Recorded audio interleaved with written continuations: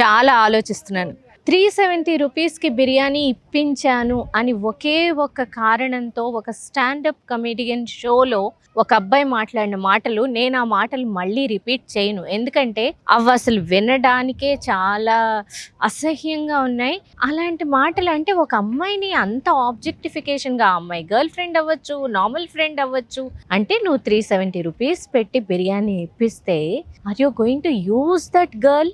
Okay, అది ఒకటి. అక్కడ ఒక అబ్బాయి బుద్ధి కనిపిస్తోంది. 2, పబ్లిక్గా అవన్నీ చెప్పడం, ఆ చెప్తుంటే స్టాండప్ ఆ కామెడీ షోలో ఉన్న వాళ్ళందరూ నవ్వడం. అంటే మనం యాజ్ అ సొసైటీ అంత దిగజారిపోయామా? అంటే అవుతున్నాయి, సమాజంలో రేప్స్ అవుతున్నాయి, వరకట్న హత్యలు జరుగుతున్నాయి, అమ్మాయిల పట్ల హింసలు జరుగుతుంది, ర్యాగింగ్ అవుతోంది, అన్ని రకాలుగా there is violence. And stand up comedian కూడా దాన్ని ఎంకరేజ్ చేయడం.